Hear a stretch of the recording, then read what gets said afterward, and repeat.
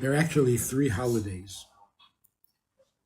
that celebrate redemption. There's Pesach, where we celebrate redemption from slavery. There's Chanukah, where we celebrate redemption from invasion and abuse. Because Chanukah happened in Israel, in the temple, in the Holy of Holies, which was invaded and violated, and we recovered by finding the pure oil and so on. And then there's Purim. Purim is redemption from an attempted genocide. Haman had no complaints to what Jews were doing or not doing. He just wanted to kill, to wipe out. So let's take a look at the 3 qualities that these 3 holidays bring out. First of all, it's interesting that nothing really has changed in the world since those events.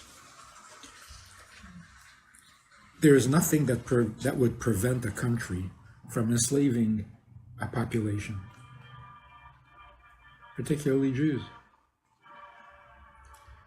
So slavery is still a very distinct possibility. We're a minority still, so et cetera, et cetera. And yet, by and large, we are not paranoid of slavery.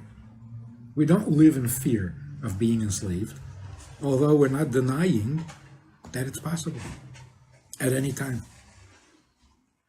Like, who would complain if Jews were enslaved?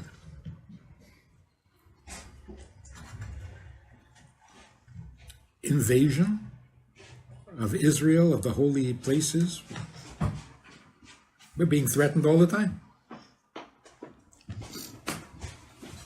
And genocide, the same people who were looking to commit genocide back then are still looking. It's the same country, it's Iran. So the amazing thing is that we do not live in paralyzing fear of any of these 3. And part of the reason that we have developed an immunity is because we observe those holidays. So observing the holiday is not merely a ritual or a memory.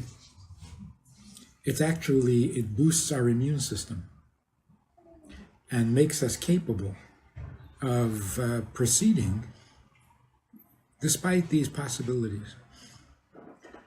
So when we celebrate Pesach, we actually build up an immunity against enslavement. We feel freer. And on Chanukah, we build up an immunity against invasion or violation. And on Purim, by observing Purim, we build up an immunity against genocide. So we know that it's possible, but we're not crippled or insane by that fear. But let's take a look. What does it mean to come out of slavery? Look at Pesach first. What does it mean you came out of slavery? Or what does freedom mean? Freedom means not enslaved? Not really. Enslavement is a condition in a human being, and freedom is a condition in the human being. It's not just a social condition. If nobody enslaves you, then you're free? Not necessarily. Freedom is an art. So how is it that we came out of slavery and we never look back? We don't identify as former slaves, as escaped slaves, emancipated slaves. The slavery is gone. How do we do that? Well, you got to look at what is the opposite of enslavement, not the absence of enslavement. It's not enough to be absent of a dictator that enslaves us. what is the opposite of slavery? And that means that there's a certain freedom in human beings, a certain freedom of choice that can never be crushed. So how do you come out of slavery? Not by running away from who enslaves you. You have to get into that freedom that you have that isn't vulnerable to enslavement.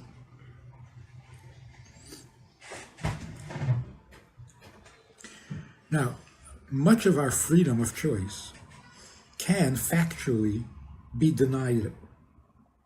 You get locked up and you're in prison. You don't have much freedom of choice. What choice do you have? What to eat? No. When to sleep? No. Where to sleep? No. What to wear? No. What freedom of choice do you have when you're totally enslaved?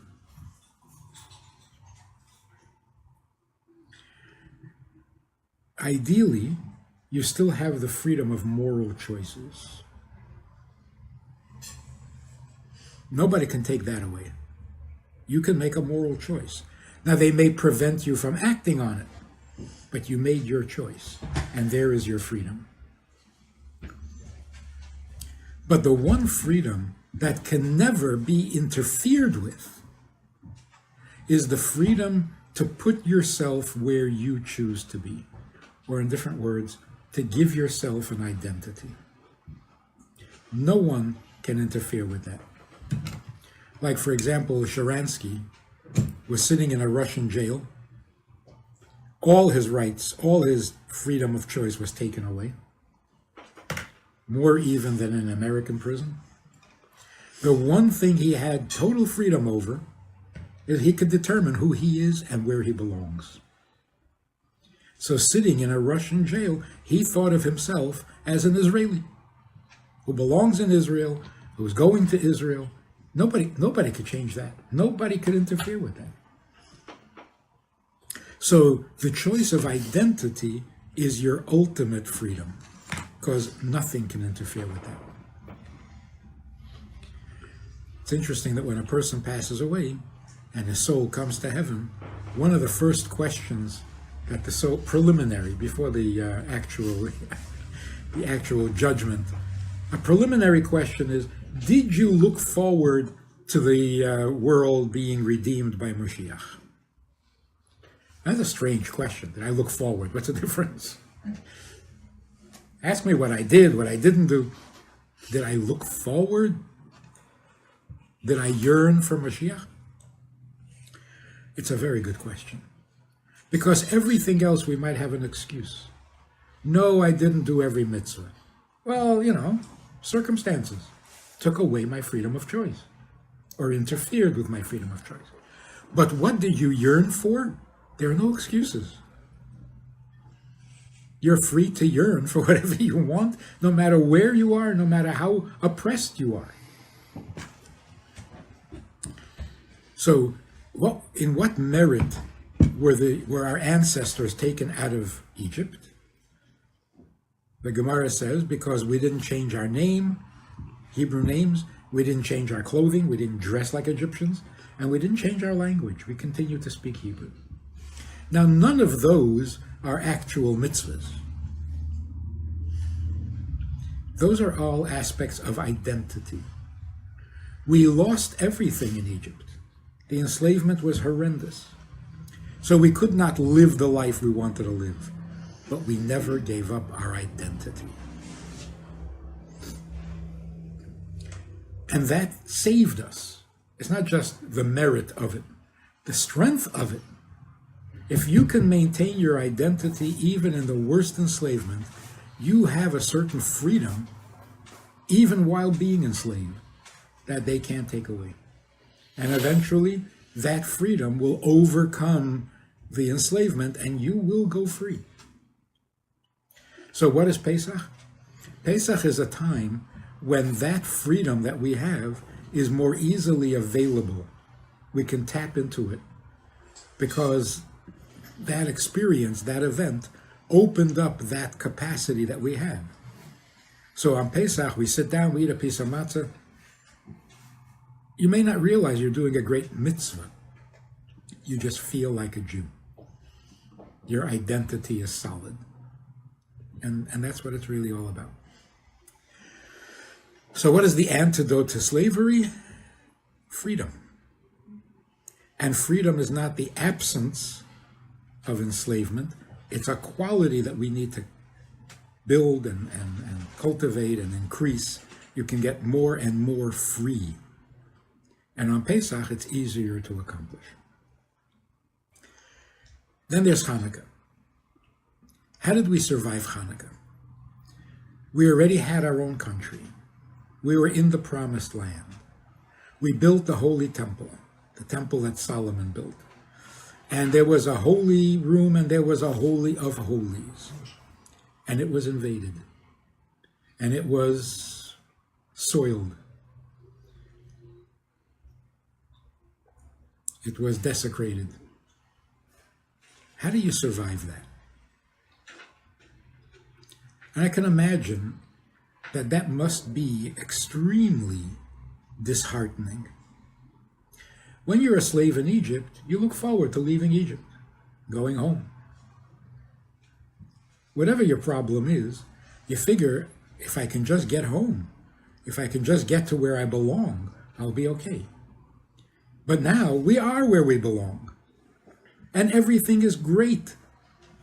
The only time that the world, the entire world, was at peace was during the reign of King Solomon, where the whole world just wanted to participate in this amazing thing that he had built.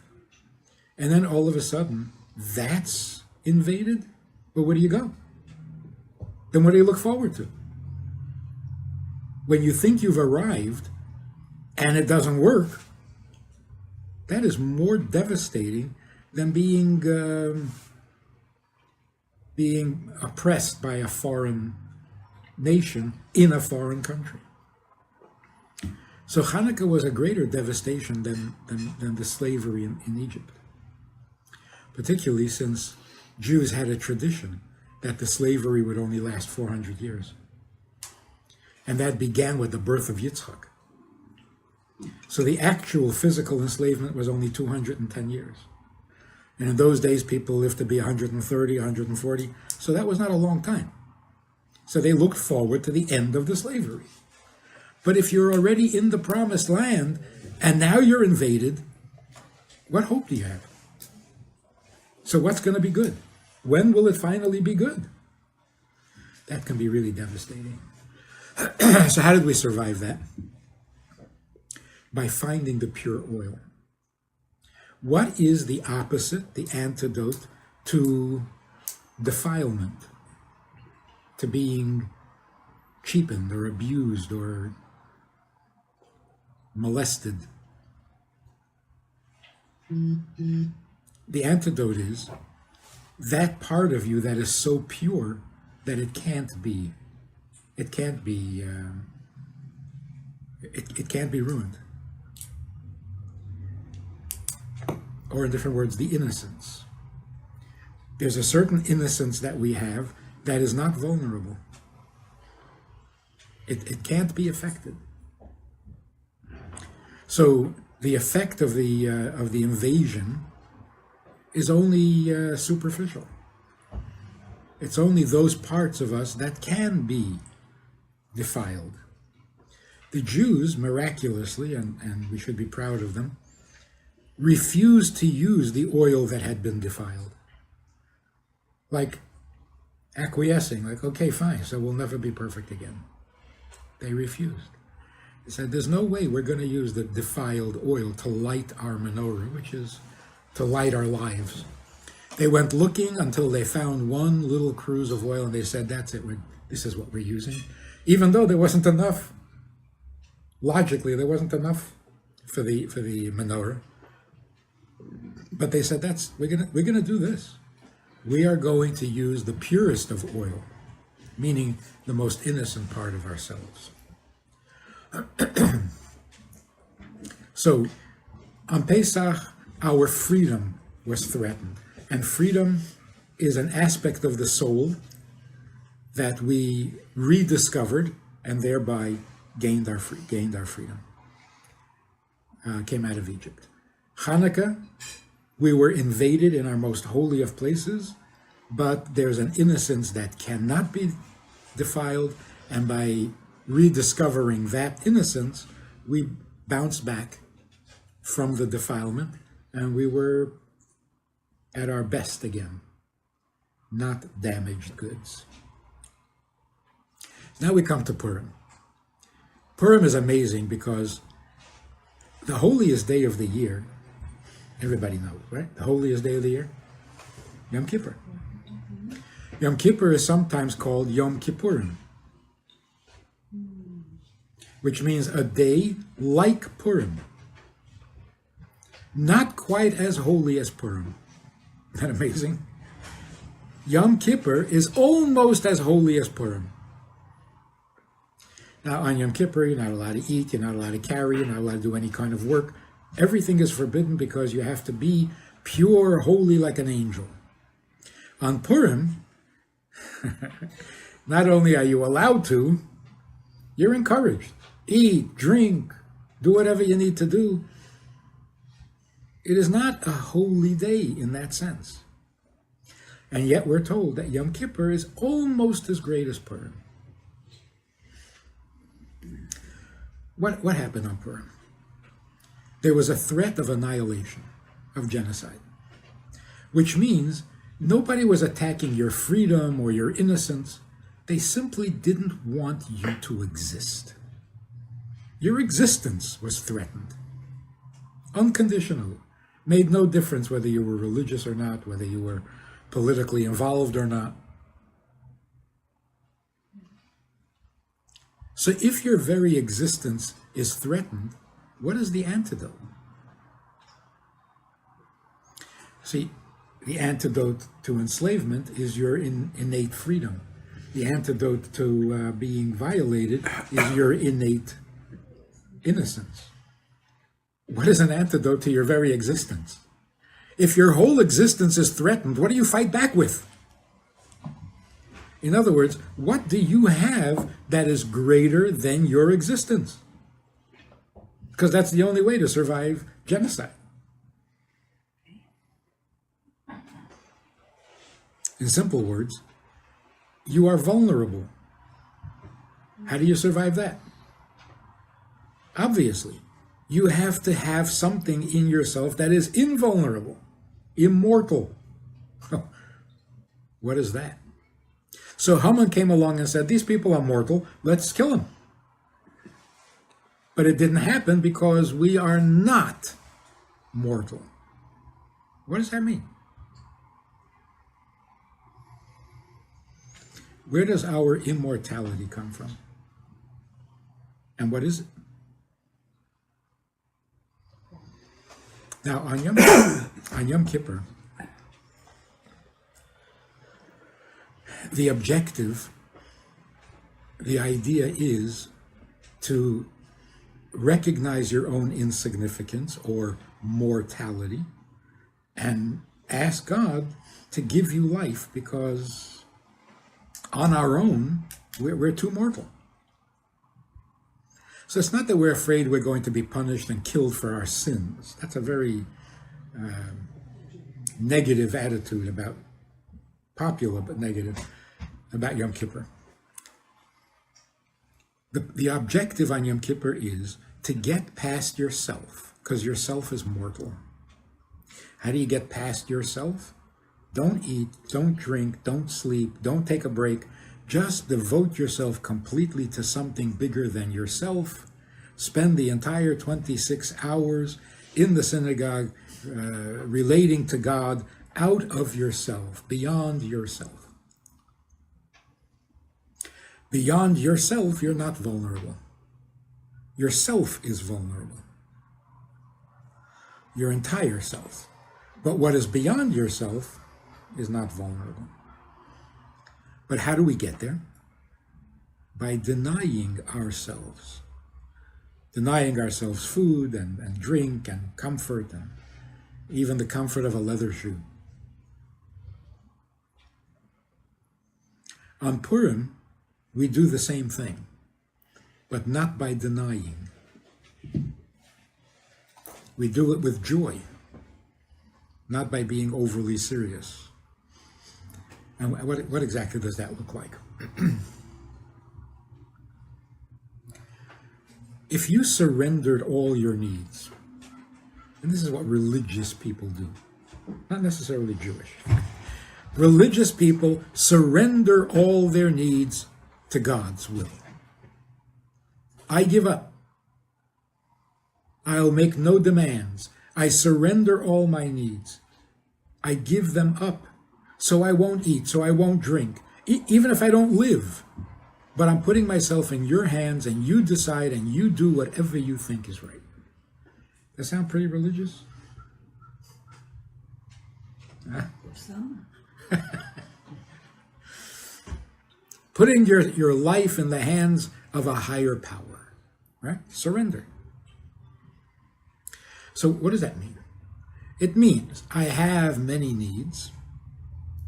I've been pursuing those needs, trying to fulfill whatever they are, whether it's emotional needs, physical needs, mental needs, psychological needs, and I'm frustrated. I just can't do it anymore. So I surrender them. I am willing to go without. That's pretty spiritual. And somebody who achieves that for real, not just in words, they're a pretty impressive person. I can't think of an example of somebody who actually did that. But it would be pretty impressive. However, it's not a happy way of being. It's devoid of happiness. Because you know you have needs and you know you can't get them. And you make peace with that. That doesn't make you happy, even if it makes you very spiritual. And maybe that's why religion and happiness don't go together in the same sentence. If you're religious, you're a little depressed. No, that's how they come together. You see a happy person, they're not religious, because they're happy. And religious people see a happy person and say, "Whoa, what have you been up to? You must have been sinning because you're happy." That's a terrible misunderstanding. Purim comes along and says, you can get past all your needs happily. Drink, eat, enjoy, and you're beyond yourself completely. How does that work? So we're told that on Purim, we should get so happy that we don't know the difference between cursed is Haman and blessed is Mordechai. Ad lo yada. That's pretty wasted.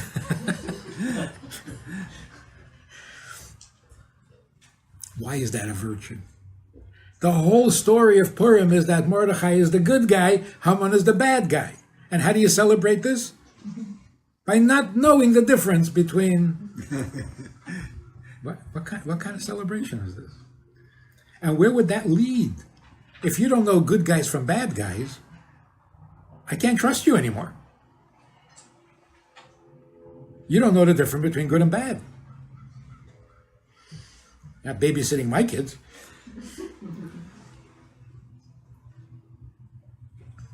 The meaning, according to Hasidus, you don't confuse Mordechai and Haman. What you forget or what you don't know is the difference between blessed and cursed. We think Haman is a bad guy because he's cursed. And we think Mordechai is a good guy because he's blessed. No. Mordechai is Mordechai and Haman is Haman. There's an essential difference. Even if there's no blessing and no cursing.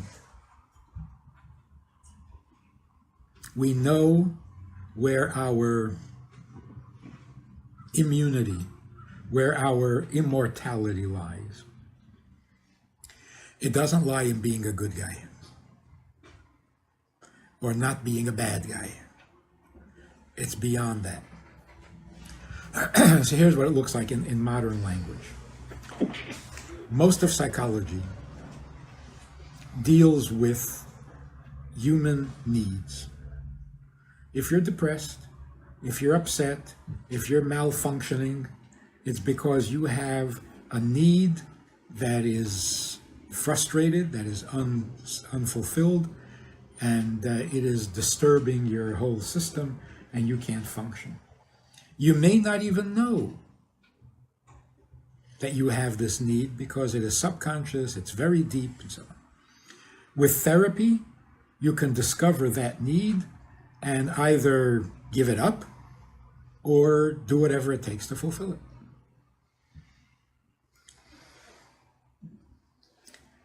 Unfortunately, there seems to be no end to these needs. So you go for therapy, you take care of a need. I see you used to hate your horse.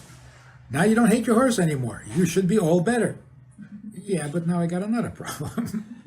Now I need to be re-nurtured by my mother because I wasn't nurtured enough. Okay, we'll take care of that. Then you'll be okay? Well, no, then I'll have a problem. It just seems to like, when do you finally get there where you're truly healthy? We don't even know what that means. If we would see a person who is truly healthy, we would think he's insane. Because it's so rare. So the Torah tells us an interesting thing. If you look inside, you're going to find a lot of pain, frustration, unfulfilled needs. But that's just inside. Go a little deeper. Inside is not deep enough.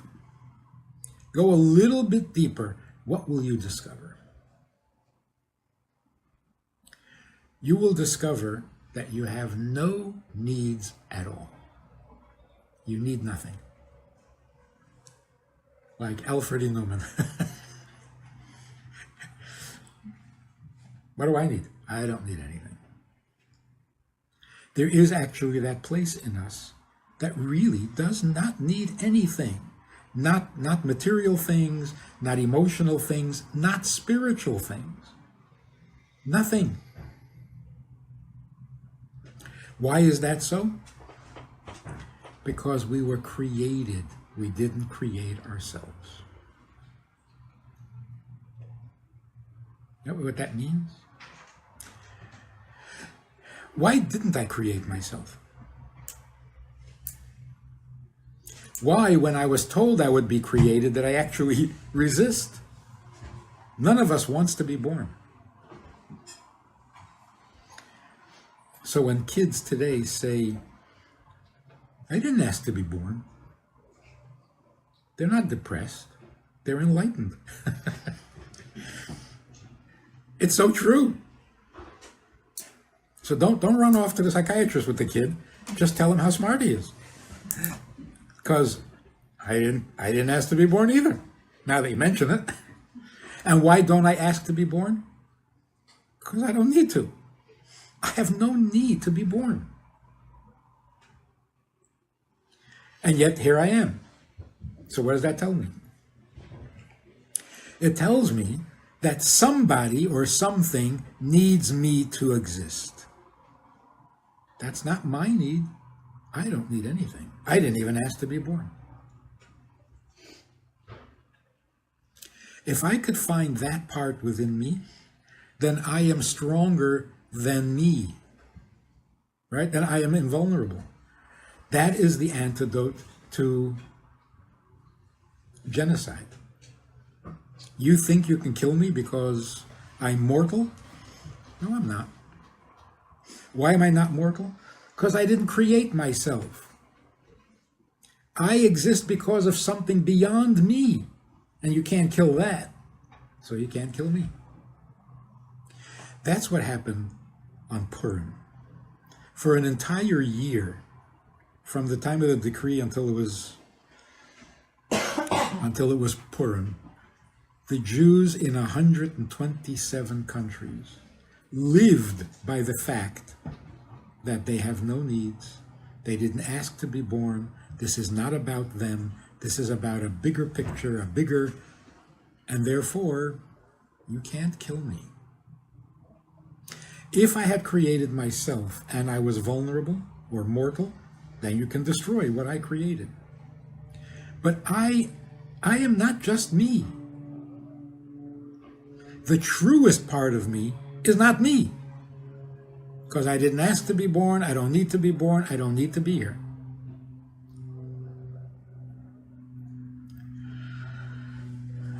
This is the difference between Torah and science.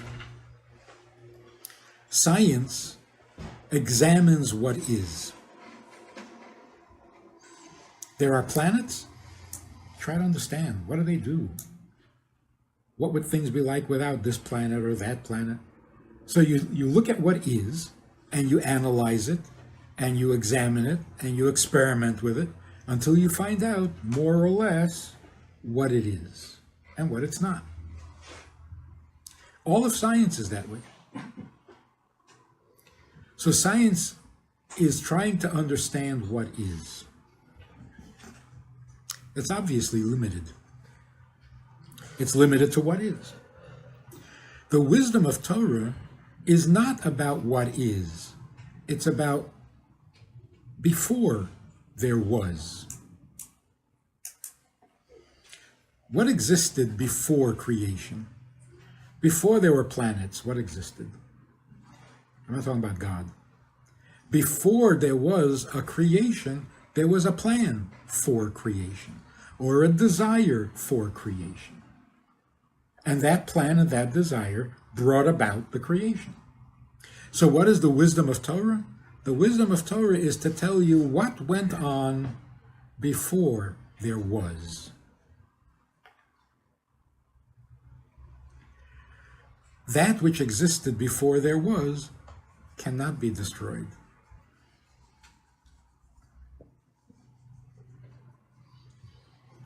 So when we study Torah, particularly the inner dimension of Torah, we're basically trying to get in touch with that which preceded our own existence. That makes us invulnerable and immortal. Our existence is mortal, but we are connected to something that precedes our existence.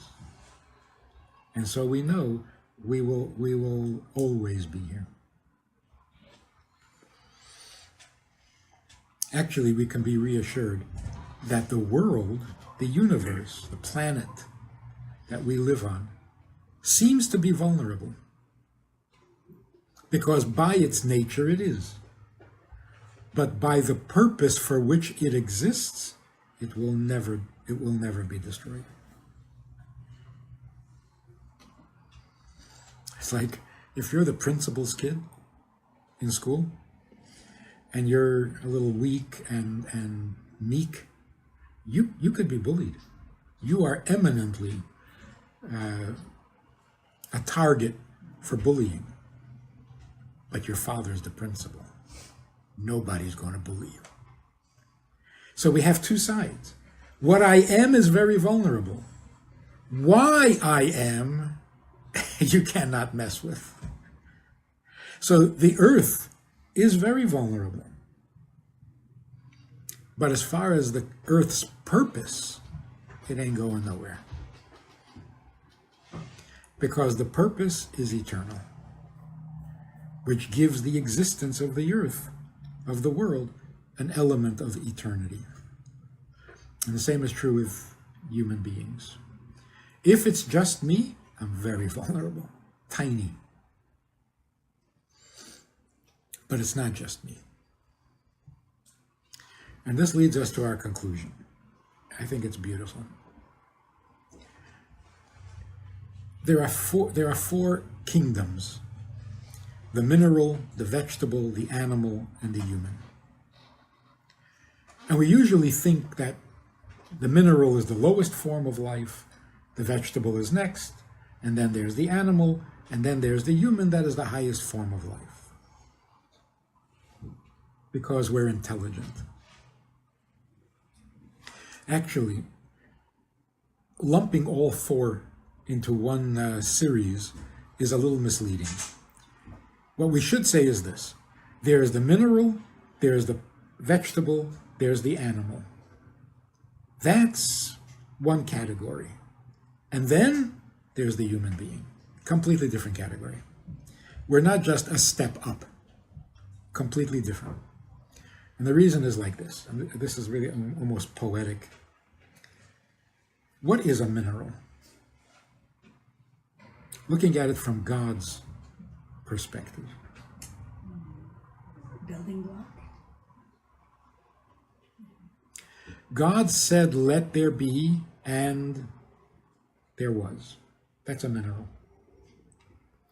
A mineral is a response to the statement, be. So it be. And that's all it be. It is, because it was told to is. Right? That's a mineral.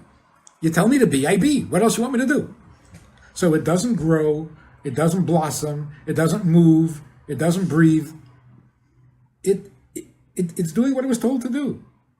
It was told to be. In other words, every mineral is a statement. I am. I was created. A stone is a statement. A simple declaration of existence. What is a vegetable?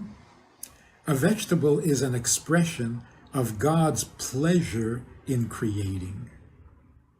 The mineral does not express God's pleasure, only His word, His instruction. A vegetable is an expression of God creating with a little bit of pleasure. And that pleasure is what produces color, brightness, good scent, growth, blossoming. It's a pleasure. So how do we describe a vegetable? A vegetable is a song. It sings with pleasure. And of course, a constant pleasure stops being pleasurable, so they have their seasons. They blossom and they fade, and then they blossom again.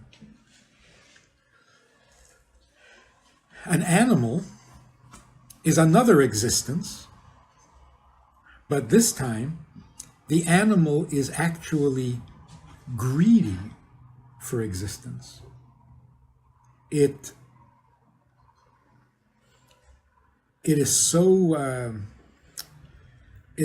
enjoys its existence so much, it will fight to exist. It will protect itself. It will protect its ability to reproduce. In a different way of describing it, an animal is an expression of gratitude. It is grateful for its existence. So the mineral just exists. The vegetable likes existing. The animal will fight for existence. So if you give the mineral what it needs,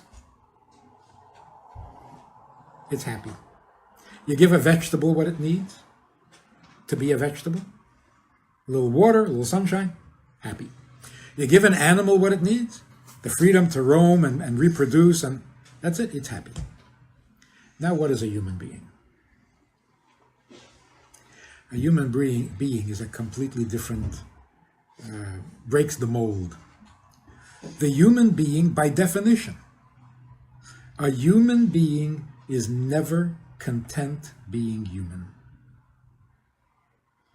Unlike the other three that are content being what they were created to be, the human being is contrary. You created me human? Yeah, but what have I accomplished? So if I'm born human and die human, I've done nothing. I'm a total disappointment to myself. The human being, by his very nature, is not content being human.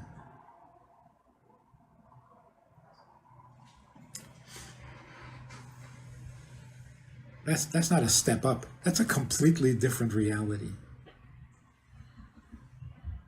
So if a human being says, I just need a house, some structure, a schedule, and an order to my life and to my, things in the right. You're a mineral. That's what minerals need. Just don't hit me, don't crush me, don't break me, and I'm fine. Yeah, well, you're fine. You're a good mineral. A person who says, leave me alone, I like my life, live and let live, that kind of thing, and I'm fine. Yeah, you're a great vegetable. You're a rose among the thorns. But you're a vegetable. The person who says, no one is going to interfere with my life. I will protect myself, I will fight, and I will... You're a great animal. When do you become a human being? By definition, a human being doesn't want to be human. Now you have one of two choices. Either you go down, you don't want to be human, so you become an animal, or a vegetable, or a mineral, or you go up. It's not enough to be human, so go up. Up to what? So some people say, some religious people, become an angel. That's a step up. It's not. It's not. It's like saying, you want to be more than yourself, then become spiritual. Spiritual is not more than yourself. That's yourself being spiritual. So a Jew who says, I want to be a good Jew, I want to be a great Jew, I want to be the greatest Jew. You're an animal. You just like what you are and you're going to defend it and perfect it and pursue it. You haven't gotten to anything above yourself. So that's what Purim is all about. Purim says, don't do the Yom Kippur thing, Don't get dressed up in white and turn all holy on me and all spiritual and you're not eating like an angel. That's not up. You want to become something more than human? Go right ahead and eat and drink and all that stuff and be more than human. You're not going to get above yourself by simply denying your needs. You got to get in touch with the part of you that has no needs. And since you have no needs, eat. Why? It's Purim. It's a mitzvah to eat. Not because you need it. That's getting way beyond yourself. It's like the famous statement, don't be humble. You're not that important. If you feel you need to humble yourself, you're so arrogant. You need to be humble. Why? Because you're so great. That's Purim. On Yom Kippur, you humble yourself.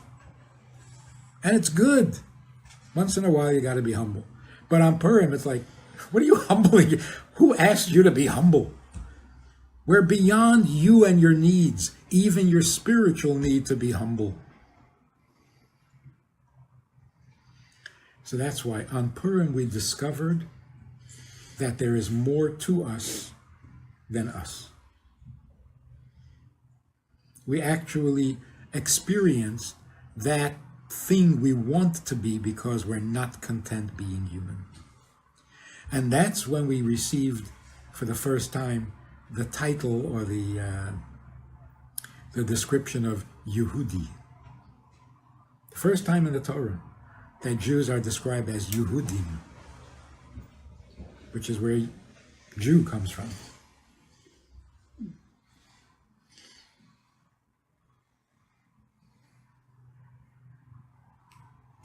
We discovered what lies behind us that makes us indestructible. So some people ask, if there was a holiday made for Chanukah where we survived the attack of the Assyrians or the Greeks, if there's a holiday that we make for Purim because we survived Haman and the Persians, why isn't there a holiday after the Holocaust?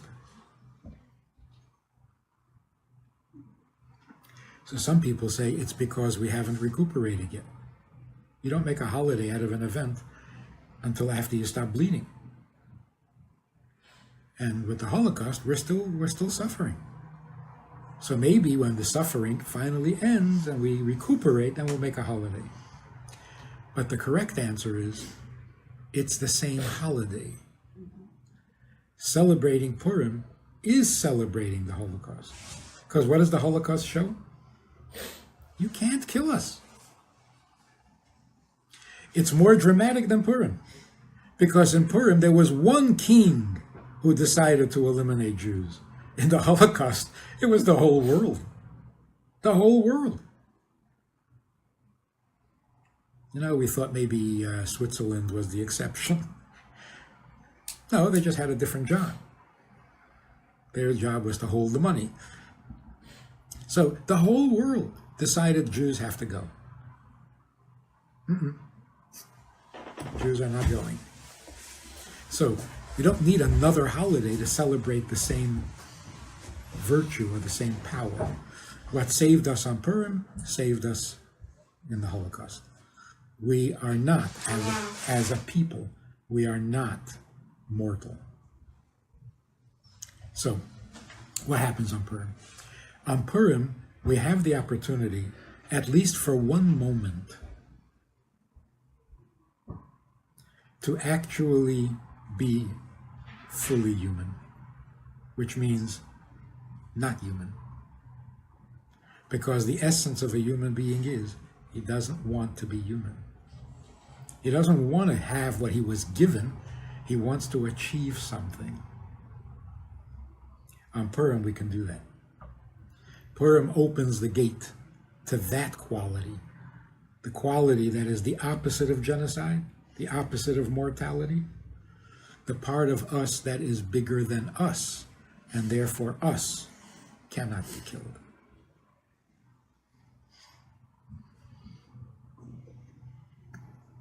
So by not eating and not drinking, what are you trying to prove? Go ahead, eat, drink. It doesn't matter. You're beyond that. I think that physically, in human nature, this is going to be the future of psychology. Psychology will take you beyond your needs, not into your needs. And then we're going to be really healthy.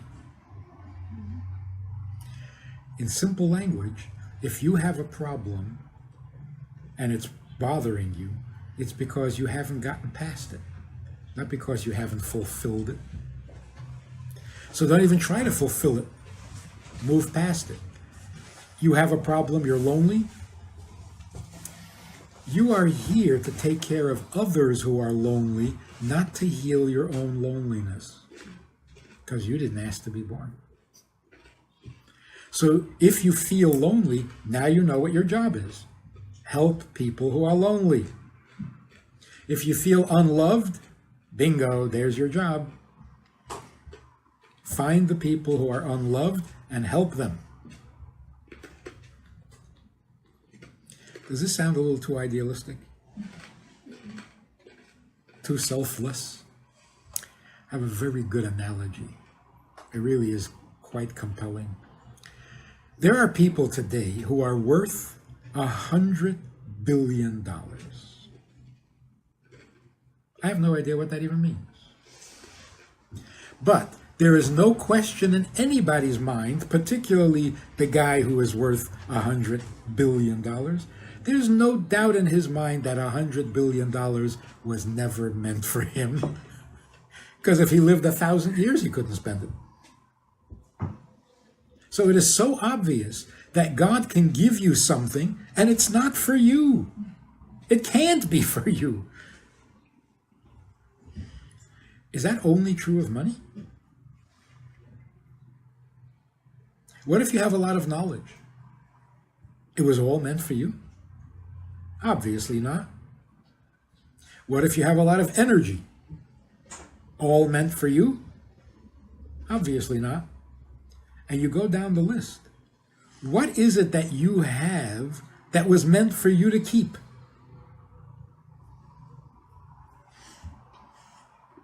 Your problems? Not your gifts. No gift that we have was meant for us.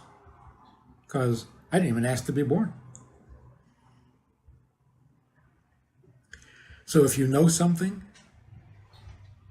who are you supposed to deliver this information to? To keep the information is like the guy who has $100 billion under his mattress. What are you doing with it? Well, it's mine. Yeah. It is yours, but it's not for you. It's so obvious. It's so obvious. You can't argue that. So why is it if you have information, you can keep it under your mattress? If you have energy, you can keep it all. You have love, you can keep it all for yourself. That's going beyond ourselves. That's the future of psychology. The future of psychology is you're not needy. Knock it off. You are needed. Go to work. You're needed. You're not needy. If that's not liberating, I don't know what is. And that's Purim. So what do you do on Purim? You give food. Don't just sit there and eat. You share the food. You send it to others. You give to the poor. And you forget about being blessed or cursed or healthy or not. You're beyond all that. And you know the difference between Mordechai and Haman. Now you really know the difference. That is an amazing, healthy state of mind. And it shouldn't stop with Purim. We get an injection of that on Purim, but then you spread it throughout the whole year. You're hungry? Who are you supposed to be feeding? It's not just for yourself. And that's why the Rebbe had this policy. If you've learned A and you haven't learned B yet, well then teach A to those who don't know A. You don't have to know the whole alphabet before you become a teacher. Teach whatever you know, because whatever you know was not meant for you. You are needed, not needy.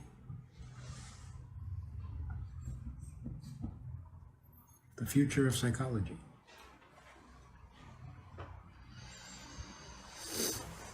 Can you imagine a world of people who are not needy but know what they're needed for? If that's not Moshiach, I don't know what is.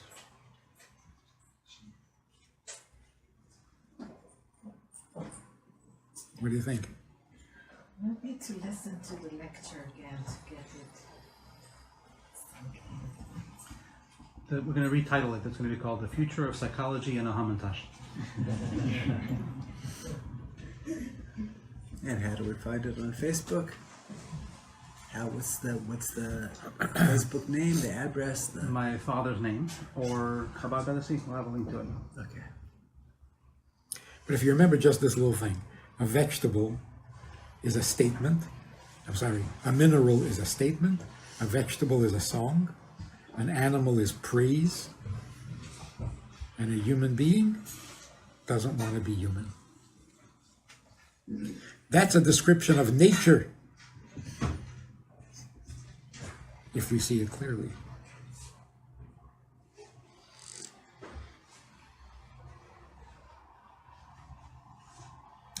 That's enough of an inspiration to change everything. It's a very different way to look at it. I never thought of it like this. But it makes so much sense. Why are human beings so confused? Never happy. We don't know where we fit. Because we don't. That's why we're trying to fit. We're trying to get ourselves. Where do we belong in nature?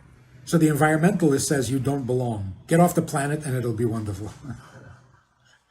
You're the corrupter of nature. That's not nice. But really, we don't know where to put ourselves. Where do we belong on the food chain? we don't belong on the food chain.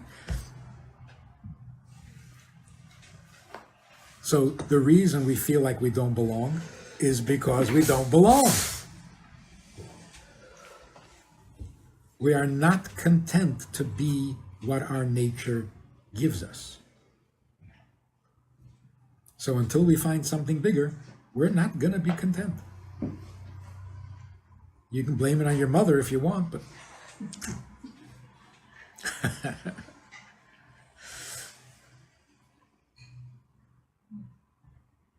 so you had Freud who blamed it on libido, and you had Adler who blamed it on lack of power, feeling weak, and you had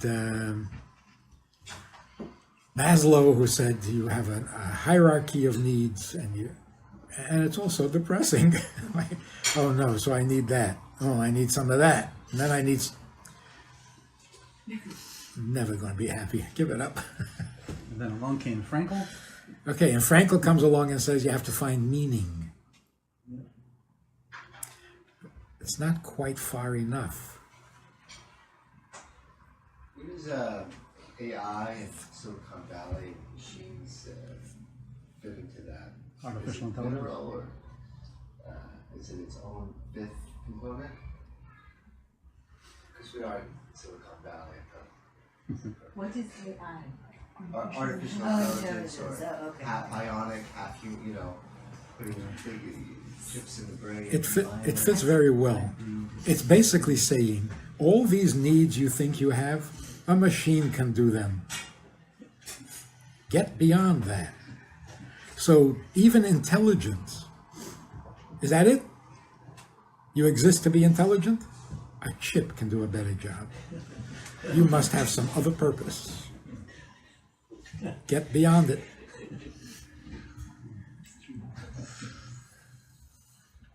And the same thing with angel. Now the religion has, you have to, when you die, you'll become an angel. No, you won't.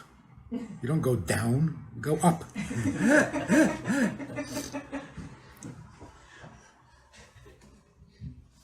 An angel is artificial intelligence. Because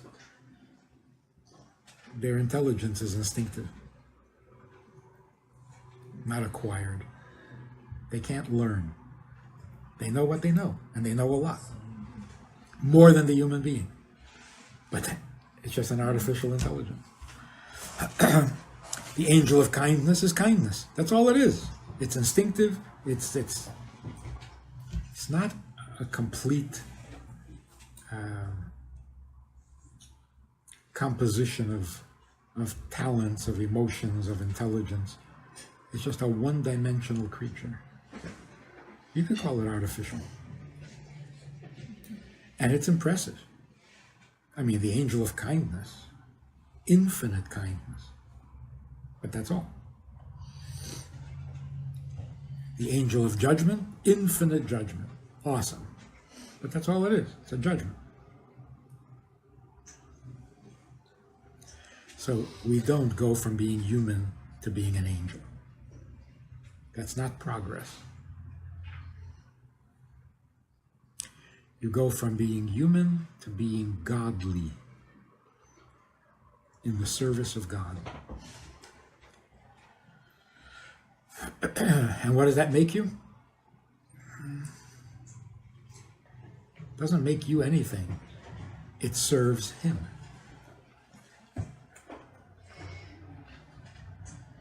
So when you get married, what does that make you? It doesn't make you anything. It makes your spouse happy. Ideally. So if you do a mitzvah, what does that make you? It doesn't make you anything. You don't become holier than thou. You don't become an angel. God is happier when you do a mitzvah. And what are you? You're here to serve Him. So there is no ego. There's no selfishness. Being spiritual can be very selfish. It usually is.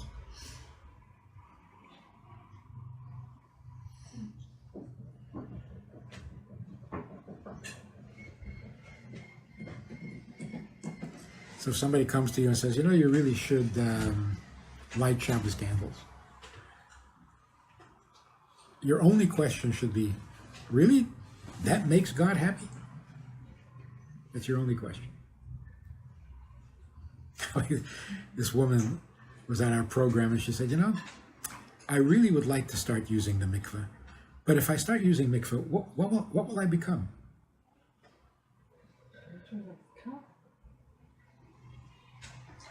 I wouldn't think that. In other words, will I become holy? Will I become religious? Will I become spiritual? Will I become more serious? She said, what will I become? I said, wet. That's the only thing that happens when you go to the mikveh. Other than that, God is pleased. That's why you go.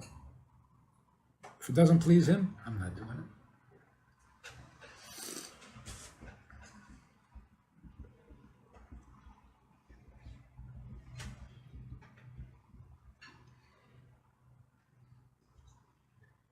So we call it commandments. It's not a good word.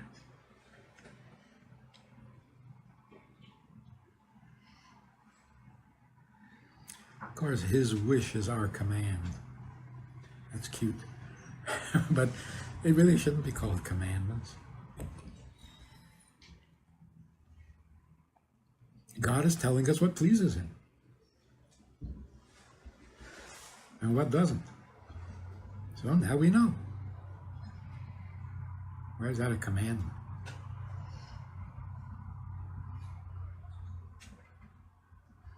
Didn't somebody write a book, The 10 Commandments of Marriage? Isn't there such a book?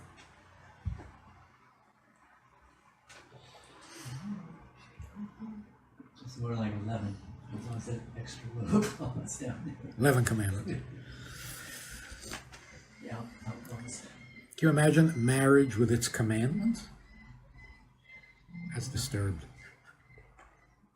A relationship doesn't work by commandment.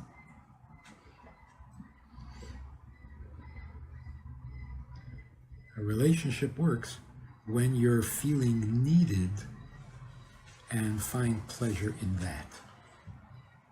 A marriage doesn't work when you feel needy and think the marriage is going to solve your needs.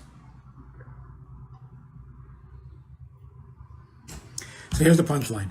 We would much rather be needed than have our needs fulfilled.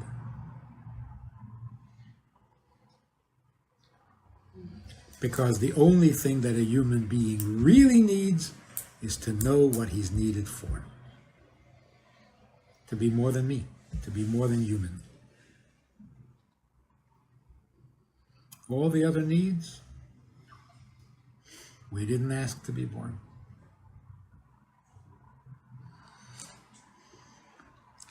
So a person says, I need to eat. No, you don't. You need to stop eating, but you can't. See, if human beings didn't eat, we would live forever. If we weren't dependent on food, we would live forever. But we can't. So what is that, my need? That's not my need.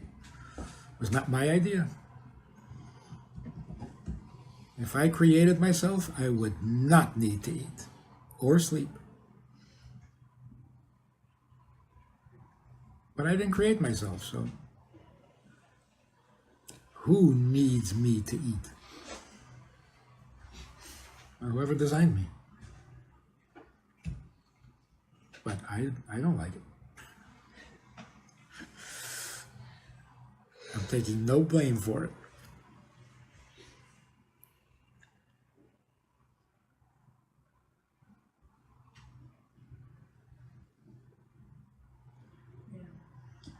I heard that in the past, or who was it, that knew what the body needed and would eat just what they need. But we're not, I don't know if it was Chris, I don't know if somebody else, that, you need that that particular mineral, that particular thing for your continuing to live, and they would eat just that. But we are not as in tune with our needs today.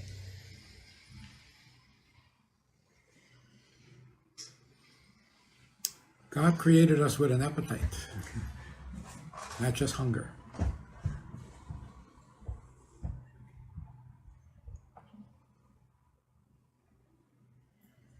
Plants eat only as much as they need. They have no appetite. It's also true about usually animals Mm-hmm. when they're wild. I'm not talking about dogs, but they're Corrupted corrupted by human by beings. human Yeah. owners.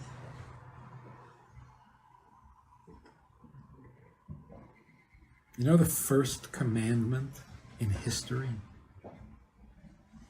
Peru, Virgo. Oh, no? Don't eat the apple. Don't eat the apple. Don't eat. No, before that. Of all the trees you may eat. That was an instruction.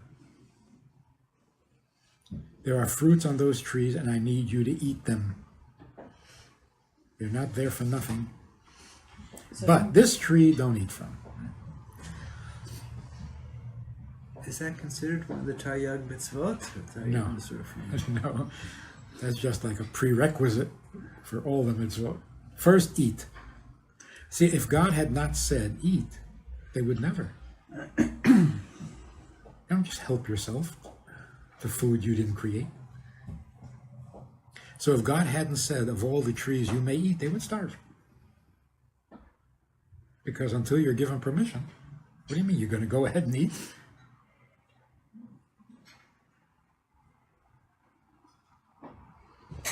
So God is actually telling us, I need you to eat.